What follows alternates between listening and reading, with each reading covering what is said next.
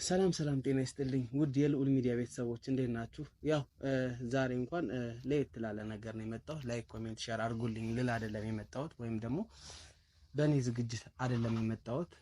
ትንሽ ለየት ያለ ነገር ገጥሞኝ ነው ማለት ነው። አንዲት እህታችን እንግዲህ ጠፍታለች። ለኔም እህት ናት፣ እንግዲህ ያው ለሁላችንም እህት ናት። እቺ እህታችንን ደግሞ አፈላልገን እንግዲህ በህይወት ካለች ወደ ቤተሰቦቿ እንድትገናኝ የሚያደርግ ቪዲዮ ነው እየሰራሁት ያለሁት ማለት ነው። እንግዲህ እቺ እህታችን ስሟ በሀፍታ ሀድስ ታፈረ ይባላል። ራያ አካባቢ የኮረም ልጅ ናት። ልዩ ቦታው ሀሸንጌ ወይም መንከሬ አካባቢ ልጅ ናት። እቺ ልጅ እንግዲህ በ2004 አካባቢ ነው ከኢትዮጵያ የወጣችው ማለት ነው። እቺ ልጅ ለመጨረሻ ጊዜ 2004 መጨረሻው አካባቢ ነው ለቤተሰቦቿ የአንድ ወር ደሞዝ የላከችው ማለት ነው። በዋነኝነት በህጋዊ መንገድ ነው ያመራችው። ማረፊያዋ ሪያድ ነበር። ከሪያድ ደግሞ ወደ ደማም የሚባል ከተማ ወሰዷትና ለ11 ወር ከቤተሰቦቿ ጋር ትደዋወል ነበር ማለት ነው። ከዛ በኋላ ነው እንግዲህ 2005 ጀምራ እስከ 2017 ግን ኦልሞስት ለ13 ዓመት ማለት ነው ድምጿ ቤተሰቦቿ ሊያገኙ አልቻሉም ማለት ነው። እናትየዋ በጣም ተጨንቃለች። ስቲል ናው እስከዚህ ሰዓት እንደሰማሁት እንደተነገረኝ በእንባ ሁልጊዜም በቃ አልጋ ላይ ሁሉ ተኝታን እንደማታውቅ ነው የተነገረኝ። ሌሎችም ቤተሰቦቿ በጣም ብዙ መስዋዕትነት ኢቭን እህት ወንድሞቿ በውጭ ሀገር እየፈለጓት ነው አሁንም የሚገኙት፣ ግን ደግሞ እስካሁንም ልትገኝ አልቻለችም። ምናልባት ያው እናንተ በስምም እዚህ ጋር በሚቀመጠው ፎቶም እንግዲህ ፎቶ አስቀምጬላችኋለሁ። ከፊት የምታዩት ፎቶ ነው። በዚህ ፎቶችን እህታችንን የምታቋት ከሆነ ይሄ ፎቶም እንግዲህ የድሮ ፎቶ ነው። ምናልባት በስም ነው ልታቋት የምትችል። ስሟን ደግሞ አለው በሀፍታ ሀድስ ታፈረ ትባላለች። በሀፍታ ሀድስ ታፈረ የምታቋት ሰዎች ካላችሁ እንግዲህ ያው እንድትነግሩን ነው በልዑል እግዚአብሔር ስም የምንጠይቀው ማለት ነው። እንግዲህ ፍርድ ቤትም የወሰዷት ሰዎች ቀርበው ነበር። እነሱም ሰዎች አብዱል መዲና ሀያት መዲ የሚባሉ የዛ አካባቢ ወይም የደማም አካባቢ ነዋሪዎች ናቸው ማለት ነው። ቤተሰቦቿ ለፍርድ ቤት እዛ አካባቢ ያሉት ሰዎች ብዙ ገንዘብ ነው ያወጡት እሷን ለመፈለግ ፍርድ ቤት ሁሉ ገብተዋል። ግን አዲስ ነገር ያገኙት ነገር የለም። ምናልባት ይህንን ቪዲዮ የምታዩ እህት ወንድሞች በሪያድ በደማም አካባቢ ያላችሁ ሰዎች እንግዲህ እችን እህታችንን ልታቋት ታገኟት ትችሉ ይሆናል።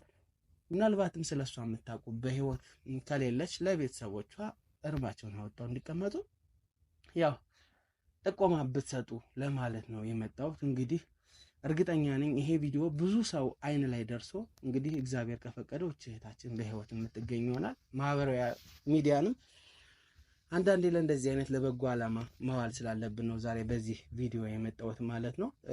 ምን እንደምላችሁ አላውቅም። ታሪኩ ሲነገረኝ ምንም እግዚአብሔር እንደምላችሁ ልክ እንደ እናቴ ልጅ ነው የተሰማኝና ምንም እንኳን ከአንድ እናት ከአንድ አባት መወለድ ብቻ በቂ አይደለም፣ ኢትዮጵያዊነት ብቻ በቂ ነው ለእንደዚህ አይነት ነገር።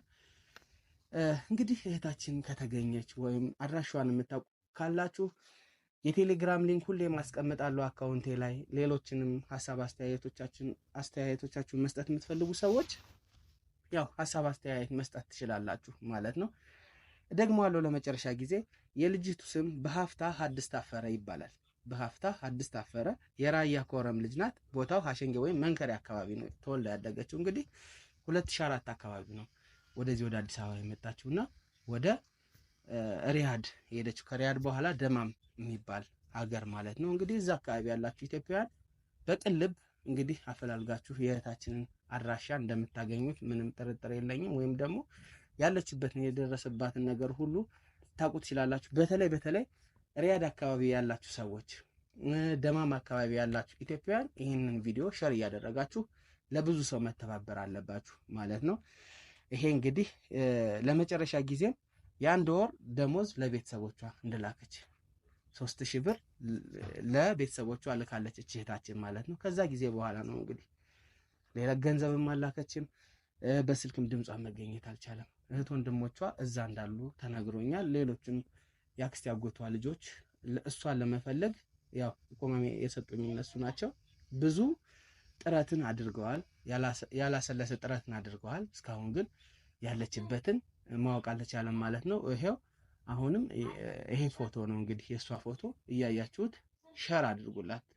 ችነታችንን እንግዲህ ካገኘ በልዑል እግዚአብሔር ስም የምንመሰጋገንበት ጊዜ ይመጣል። ያው እዚህ ጋር ላይክ ኮሜንት ሼር ልላችሁ አይደለም የመጣሁት፣ እንዳልኳችሁ ለቅልብ ነው የመጣሁት። ሳብስክራይብ ለማስደረግ አይደለም የመጣሁት። ችነታችንን ግን ፈልገን ሼር እያደረግን የተቻለንን ሁሉ ነገር እናደርጋለን ማለት ነው።